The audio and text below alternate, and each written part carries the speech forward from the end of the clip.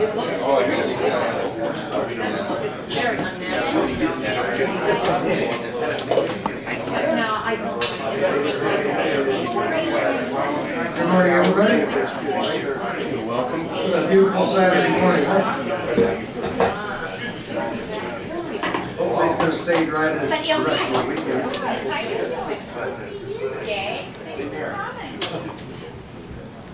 Okay, why don't we start off with a moment of prayer. Dear Heavenly Father, we thank you for this time that we can come and spend with each other, our friends and neighbors, and serve this wonderful nation of ours, which was born with a recognition of our Creator. Give us the strength that we will need in this political season, the endurance to see it through, and the wisdom to guide our every step. Amen. All right, would everybody follow me in the Pledge of Allegiance? I pledge allegiance to the flag of the United States of America and to the republic for which it stands, one nation, under God, indivisible, with liberty and justice for all. Thank you.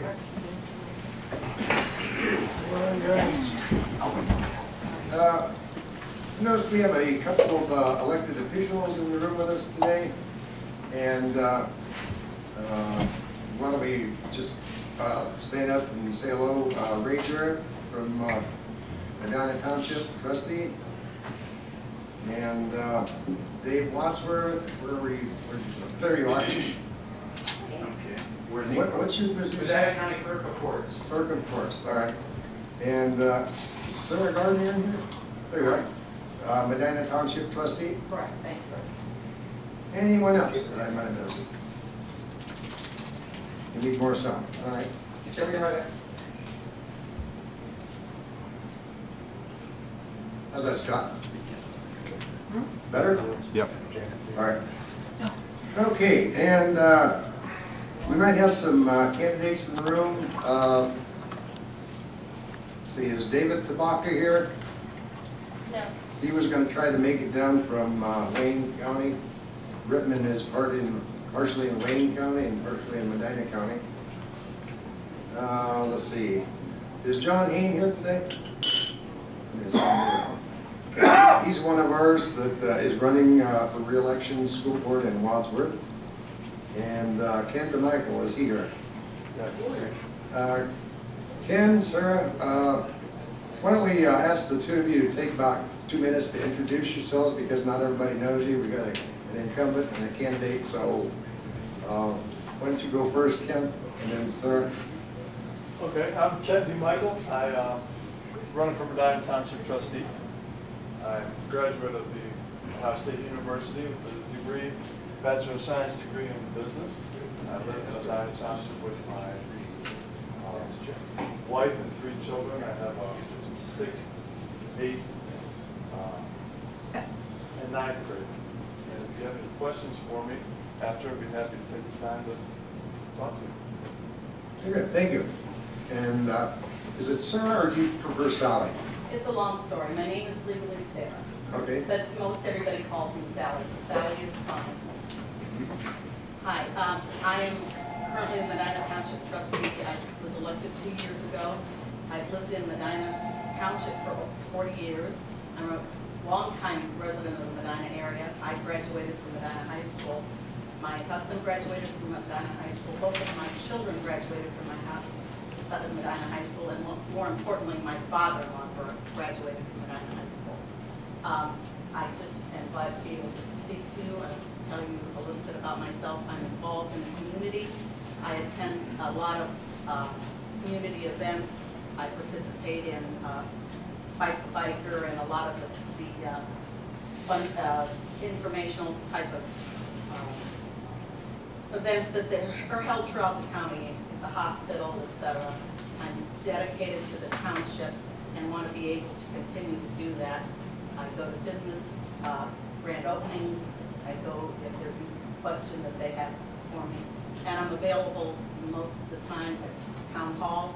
And if you have any questions for me, you can email me at Gardner for trustee@zoominternet.net. Thank you. Okay, one other guest that I'd like to introduce today is the president of Philpott Rubber and I think vice chairman of the Medina Chairman Company? Past chairman. Past chairman. All right. Yeah, just stand up for a minute. I guess many of you might know Mike Bach. At any rate, welcome. Thank you. Do we have any new guests who are here for the first time? Could I see your hands? I just want to introduce my son, Garrison Grow. So he's a JAG officer in the Army, and he drove up here on a quick trip for a 4-day weekend.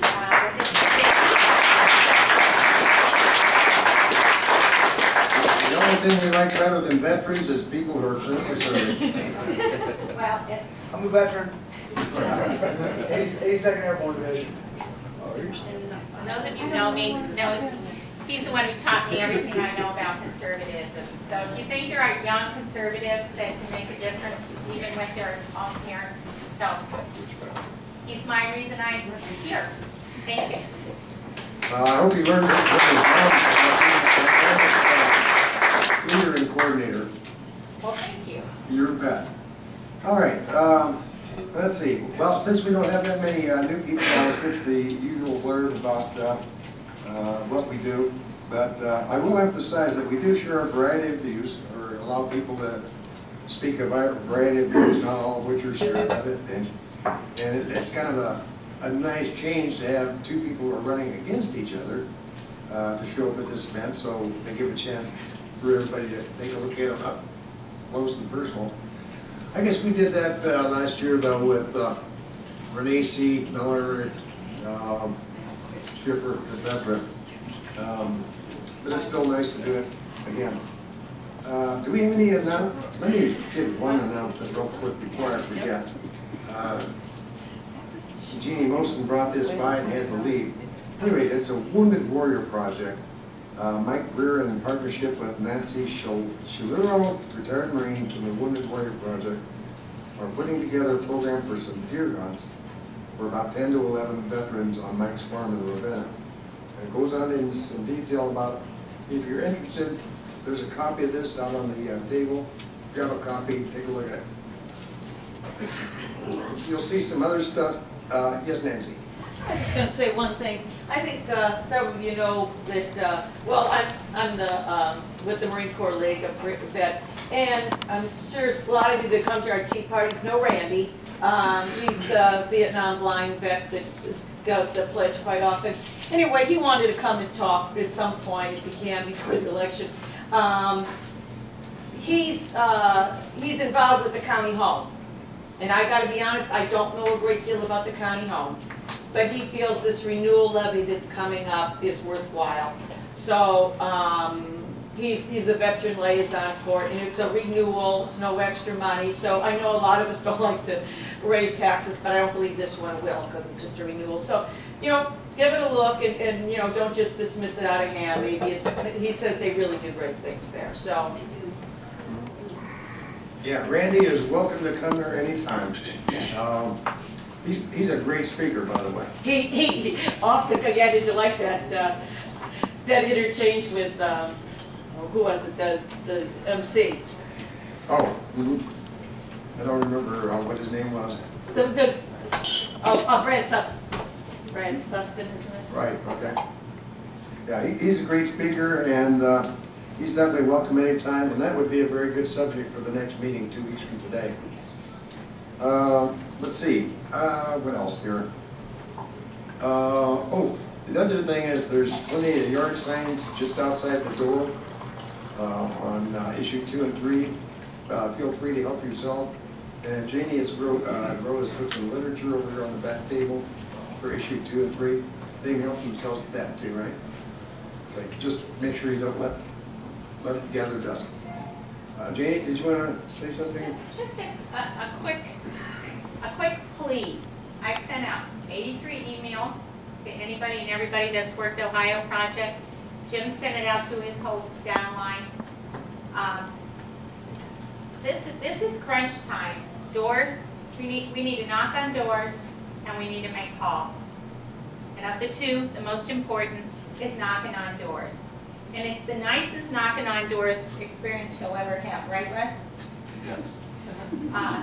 Russ and I did this last Sunday. We only had 7 people that showed up, but we had a good time. And the thing I just want to remind you is people we're talking with now, if you do issue 3 phone calls especially, you're only going to be talking to people who signed the petition. And this is a Get Out the Vote campaign, so we want to get people to remember to vote. And I'm sad to tell you that even though we had 25% of our county sign the petition that had voted last time, sign the petition, our experience was 1 in 10 knew what Ohio Project was, or are you familiar with the Ohio Healthcare Freedom Amendment? 1 in 10 said yes. Well, you know, I think no, most of them don't know what it is. So we may have been living this, but it seemed like the minute we talked to them about it, lots of people say, well, I'm undecided until I can read the literature. And when our campaign isn't spending a lot of money on literature the way issue 2 is. So we're the word.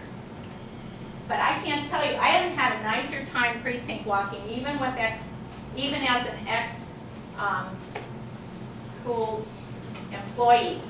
We talked civilly with some teachers, one of whom I was in an email situation with. So it's just a chance to sell it and to put a face to it and to hand out literature. They look at that and go, oh, well, I'm for this. But this is just one precinct, just one. We had 7 of us. We're not remotely through this. You can do issue 1, issue 2. You can do issue 2 or issue 2 and 3 or 3 only, your choice. But we're the only walkers and big grassroots around here. So I'm going to put this in the back, and I'm going to pray that we have some people that will precinct walk or do phones. Even if you only do the phones a half an hour at night. If we all do that, it'll make a difference. We had a big stink over getting issue 3 only phones, and when I talked to Jason last Sunday, only 490 phone calls had been made in the week they set it up. So if we don't use it, they'll pull it. It's expensive. So please help at this last push here. We're going to be precinct walking from McFan at 1:30 on Sunday. I'm not going to be there this time for obvious reasons. I've got family at home, but I'll be back on duty Monday. And even if you want to do it on a school night or a weekend, whatever it is, we'll pair you up with somebody and you'll have good experience. I was scared to death the first time I did this only a year ago. Lisa took me. You know, they're people. One lady even told me, I'll be honest with you. People come to my door, I listen, and I figure out what I believe based on what they say. She wasn't on my list, she was the mate. So give it a try. You know, I know you like it. I didn't think I would, and look where I am. So sign up, please. I'll be at the door. Right. It's absolutely true. It seems like a very scary thing. It's a funny thing that happens to people. We're born, we immediately become showmen, right? We're always acting for parents. I have no problem with meeting other people. I mean, you put a couple of 5 years old in a room together, and they're playing together within 30 seconds, right? Know each other's name, etc. We get older, and we get kind of shy and forget how to make friends instantly, like kids do. Door-to-door campaigning is kind of like going back to being a kid and just meeting new people. Lots of new people. And it's very easy. Surprisingly easy. And what's really amazing about it is once people have done it a little bit, they get to like it. It's also about the most effective thing you can do in politics.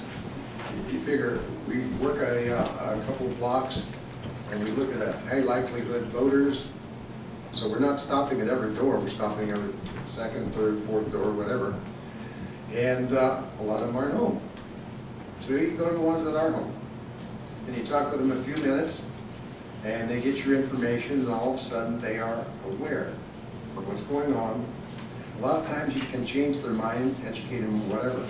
because they don't believe TV either, any more than we do. And you change that one opinion on the block, and guess what that person's gonna do? Gonna talk to their neighbors after you're gone. So you're not just talking to one person, you're talking to a block. Just an example of that. I talked to a teacher in Medina who, bright lady, concerned person, Republican, and she and I got in a big dialogue because I'm retired from that district. And she told me the reason she's of course in the union, but she told me the thing that offended her the most was K-6 sending an alternate salary schedule to the districts that said they had to pay, that the beginning teachers made $20,000 and salaries were capped at $50,000. And I said, Becky, I don't believe that. And she said, well, that's what I was told. And I said, well, who told you? And she didn't want to go there. And I said, you know, because I've gotten active in this, I have some people who would check this out. She gave me her email, she gave me her phone number, we never worked together, I didn't know her. And when she said, well, we're paying 17% on our health now. I said, now, after 8 years of administrators paying $150 a month, I was on administrative contract so they could pay me less than a teacher because I was a psychologist. That's another story. But I said, for 8 years you didn't, and now you did because it's SB 5. These are reasonable reforms. But we had a good dialogue about it. And by me just running into her and talking to her about it, what did I do? I called the only person I know that would respond was Larry Obhof's office and his legislative aide, checked it out, emailed me the stuff back, and actually I'm bringing her a response because it's probably below me too, so that maybe Larry can check that out. But this is what it's about. She'll send it around the school she's in. People believe, and I looked at her and I said, do you believe the ads that you're hearing on TV? And she said, well, they're ads. And I said, well, they're misdeeds as I see it. So, you know, we've been taught not to talk, that it's politically incorrect to do that. And if there's ever an easy place to practice it, it's recess blocking. Because if they're busy, they don't come. If they don't, you know, we didn't have one person not come to the door. So, Sunday afternoons during the Browns game, I had one guy go, you know, I'll take the literature, but I'm busy watching the game. That's as rude as I got. So please give it a try, and we'll let you go with somebody else. Yeah, that's exactly right. That's about as rude as you get. I'm busy and don't have time. Right. Thank you, bye. So, people that are afraid of confrontation, of course, don't worry about it. It doesn't happen. Anyway, we're running a little bit long. Sorry. That's okay. There's been a lot going on with issue 2, issue 3, the Obamacare quotes, and also Jennifer Bruner is apparently going to be able to put this initiative on the ballot for 2012 to perpetuate voter fraud through 2012, essentially nullifying the reforms that were pushed through our legislature this year. So we wanted an expert opinion to bring us up to date on all these things. And our good friend Larry Obhof, that's been here so many times before on his own initiative, has agreed to come back and give us the lowdown and what's ahead. You all ready, Larry? And he broke down the war suit. After 6 times, I think, wearing jeans here, I got an email from somebody that said, "Did you wear a suit just once?" That wasn't one of us that said that, was it? Yeah, I think it was actually probably a joke, but. Oh, okay, I'm sure it was a joke because. Well, it's great to see everybody here today.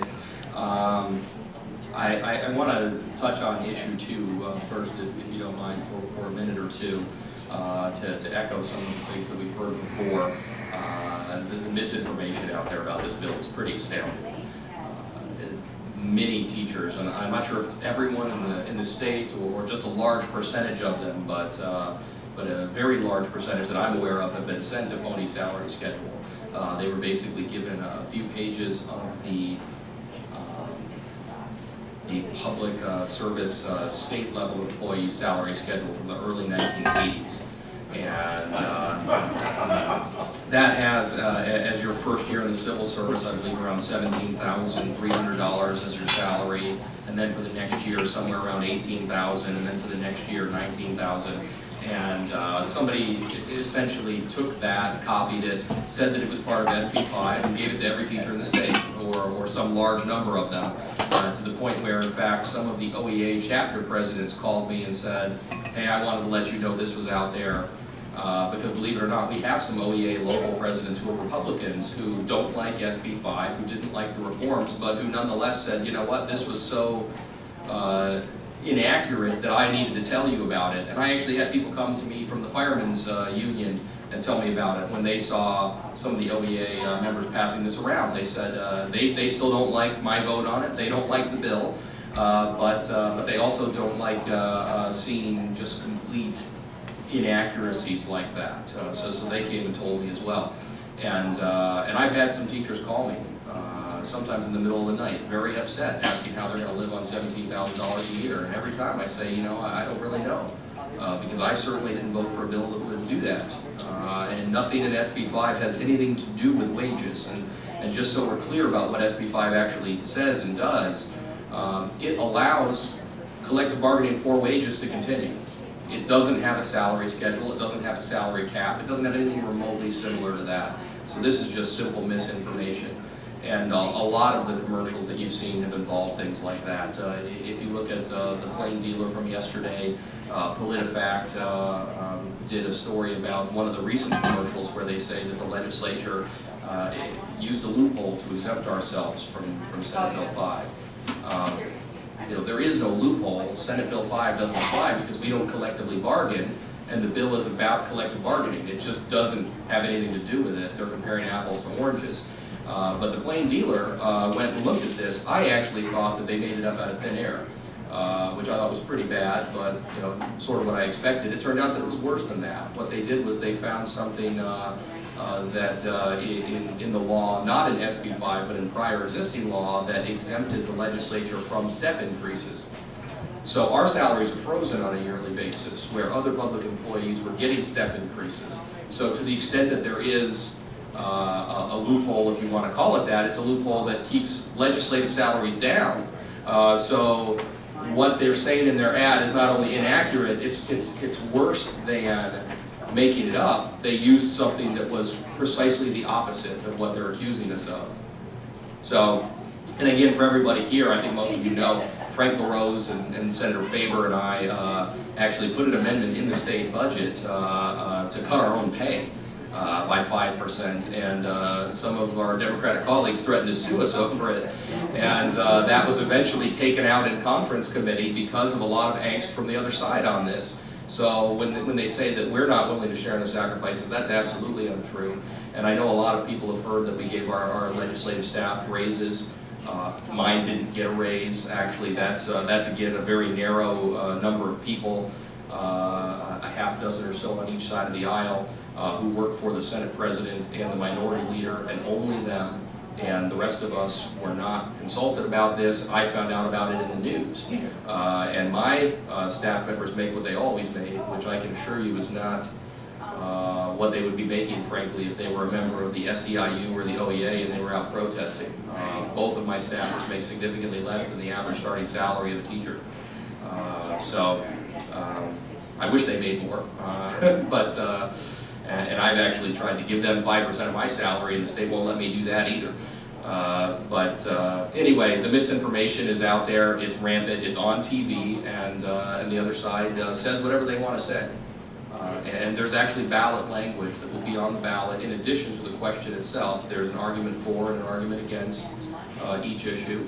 And if you look at what we have, it's what you generally see, sort of boring, dry, explains what the bill is about. If you look at what the other side did on this issue, it's sort of embarrassing, frankly, that it's on a ballot.